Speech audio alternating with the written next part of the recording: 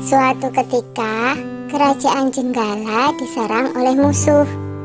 Ketika perang semakin sengit, permaisuri raja yang bernama Putri Dewi Sekartaji melarikan diri dan bersembunyi ke sebuah desa yang jauh dari Jenggala. Untuk menjaga keselamatannya, ia menyamar sebagai gadis kampung.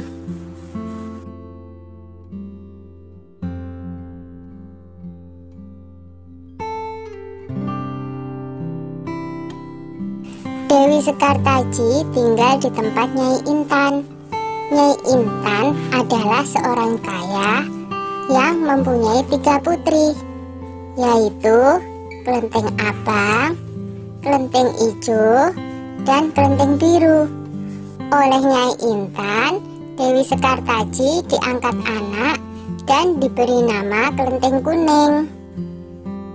Setelah keadaan di kerajaan Jenggala kembali tenang dan aman, sang pangeran mencari jejak istrinya.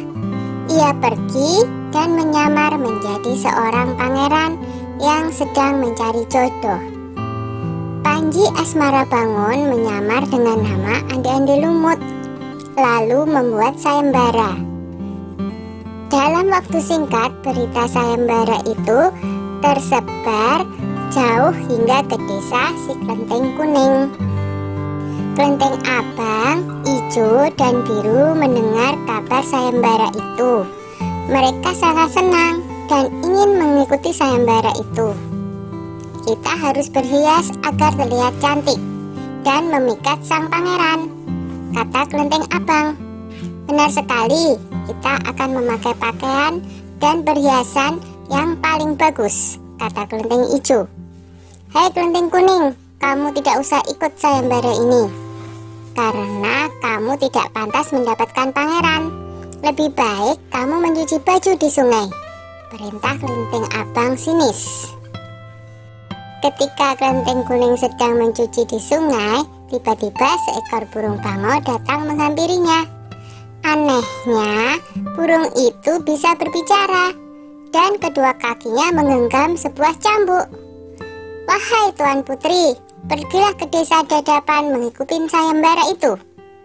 Di sana Tuan Putri akan bertemu dengan Panji Asmarabangun. Bawalah cambuk ini, siapa tahu nanti dibutuhkan, ujar sang bangau sambil meletakkan cambuk itu di atas batu. Burung bangau itu lalu terbang ke angkasa dan menghilang sebelum Kelenteng Kuning menjawabnya. Kemudian Kelenteng Kuning kembali ke rumah dan berangkat menuju desa Dadapan. Sementara itu, di tepi sungai Bengawan Solo, ketiga saudara dan ibu angkatnya bingung karena harus menyeberangi sungai, tetapi tidak ada perahu. Bagaimana cara kita menyeberang, Bu? Tanya Kelenteng Ijo dan saudarinya. Lalu mereka melihat seekor kepiting raksasa. Kepiting itu adalah Yuyu Kangkang, utusan Andi-Andi Lumut. Dia diutus menguji para peserta sayembara yang melewati sungai tersebut.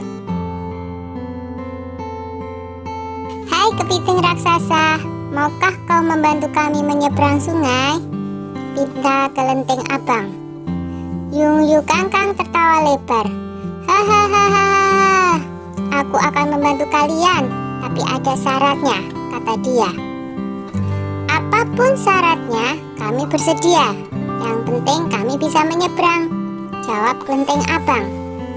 Kalian harus menciumku, kata Yuyu Kangkang. Dan mereka pun bersedia memenuhi syarat si Yuyu Kangkang. Kelenteng Kuning tiba di pinggir sungai. Yuyu Kangkang mengajukan syarat yang sama, tetapi Kelenteng Kuning menolak. Dia tak ingin mengkhianati suaminya. Berkali-kali Kelenteng Kuning memohon, tetapi Yuyu Kangkang tetap menolak. Akhirnya Kelenteng Kuning memukulkan cambuknya ke sungai, dan seketika itu air sungai Bengawan Solo surut. Melihat itu, Yuyu Kangkang ketakutan dan segera menyeberangkan Kelenteng Kuning, bahkan mengantarnya sampai ke desa Dadapan. Sayembara pun dimulai. Secara bergiliran, Kelenteng Abang, dan adik-adiknya menunjukkan kecantikan mereka di hadapan Ande-Ande Lumut. Namun, tak seorang pun di antara mereka yang dipilih oleh Ande-Ande Lumut. "Ampun pangeran, hamba mohon, terimalah salah satu putri hamba," iba Nyai Intan. Ande-Ande Lumut menjawab, "Wahai Nyai Intan, ketahuilah, aku tidak bisa memilih seorang pun dari putrimu, karena mereka telah mencium si Yuyu Kangkang." Sambil menunjuk kelenteng kuning, pangeran melanjutkan, "Aku memilih gadis ini karena dia telah lulus ujian, tidak mau mencium si Yuyu Kangkang." Nyai Intan dan ketiga putrinya baru sadar bahwa mereka ditolak oleh Ande-Ande Lumut karena tidak lulus ujian. Kemudian Ande-Ande Lumut membongkar penyamarannya dan mengatakan bahwa dia adalah Panji Asmara Bangun. Kelenteng kuning sangat bahagia karena bertemu lagi dengan suaminya.